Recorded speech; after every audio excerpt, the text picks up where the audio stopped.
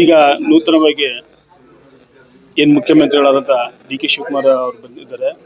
ಅವರಿಗೆ ನಮ್ಮ ಉತ್ತರ ಕರ್ನಾಟಕ ಸಂಘ ಸಂಸ್ಥೆಗಳ ಮಹಾಸಂಸ್ಥೆಯಿಂದ ಶುಭಾಶಯಗಳು ತಿಳಿಸ್ತಾ, ಹಾಗೆ ಏನು ನಮ್ಮ ಉತ್ತರ ಕರ್ನಾಟಕ ಭಾಗಕ್ಕೆ ಪ್ರತಿ ಸರ್ಕಾರದಲ್ಲೂ ಅನ್ಯಾಯ ಆಗ್ತಾ ಇದೆ.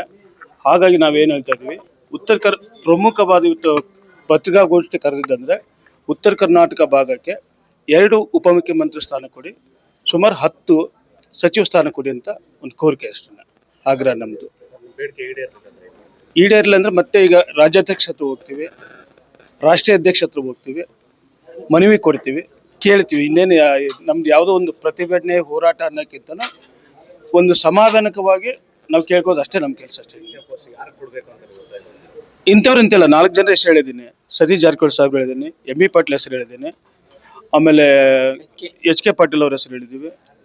ಹಿರಿಯರು ಅನುಭವಿಗಳು ಯಾರಿದ್ದಾರೆ, ಟೋಟಲ್ ಇಂಥವ್ರ ಹೆಸರು ಅಂತಲ್ಲ, ಅನುಭವಿಗಳು ಯಾರಿದ್ದಾರೆ. ನಿಮ್ಗೆ ಗೌರ್ಮೆಂಟ್ ಸೆಂಟ್ರಲಲ್ಲಿ ಗೊತ್ತಿರುತ್ತೆ, ಸ್ಟೇಟಲ್ಲಿ ಗೊತ್ತಿರುತ್ತೆ. ಯಾವುದೋ ಒಂದು ಸಮುದಾಯದ ಬಗ್ಗೆ ಹೇಳ್ತಾ ಇಲ್ಲ, ಯಾವುದೋ ಒಂದು ವ್ಯಕ್ತಿಗತವಾಗಿ ಹೇಳ್ತಾ ಇಲ್ಲ. ಅನುಭವಿ ರಾಜಕಾರಣಿಗಳಿಗೆ ಏನು ಸುಮಾರು 30-40 ವರ್ಷದಿಂದ ಏನು ರಾಜಕಾರಣದಲ್ಲಿದ್ದಾರೆ, ಎಲ್ಲ ರಾಜಕೀಯ ಅನುಭವ ಗೊತ್ತಿರೋಂತಿದ್ದಾರೆ, ಎಲ್ಲ ಸೆಂಟ್ರಲ್ ಕಾಂಟ್ಯಾಕ್ಟಲ್ಲಿ ಇರೋರು ಇದ್ದಾರೆ. ಅಂಥವ್ರಿಗೆ ನಾವು ಉಪಮುಖ್ಯಮಂತ್ರಿ ಸ್ಥಾನ ಕೊಡಿ ಅಂತ ಹೇಳ್ತೀವಿ.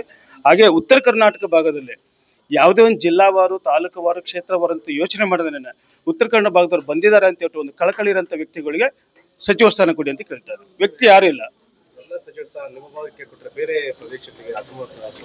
ಸರ್. ಇರೋದ್ರಲ್ಲಿ ನಾವು 10% ಕೇಳಿದ್ವಿ ಸರ್, 50% ನಮ್ಗೆ ಕೊಡಿ ಅಂತ ಹೇಳ್ತೀವಿ. ನಿಮ್ಮ ಸರ್ಕಾರ ಬರೋದೇ BJP ಆಗಲಿ ಕಾಂಗ್ರೆಸ್ ಆಗಲಿ ಬರ್ತಾ ಇರೋದೇ ಉತ್ತರ ಕರ್ನಾಟಕ ಭಾಗದಿಂದ.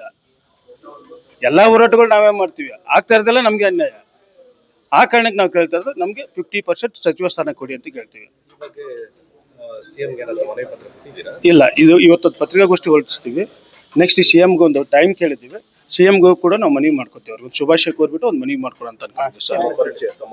ನನ್ನ ಹೆಸರು ಶಿವಕುಮಾರ್ ಆರ್ ಮೇಟಿ, ಉತ್ತರ ಕರ್ನಾಟಕ ಸಂಘ ಸಂಸ್ಥೆಗಳ ಮಹಾಸಂಸ್ಥೆಯ ಅಧ್ಯಕ್ಷ ಸರ್. ನಮಸ್ಕಾರ.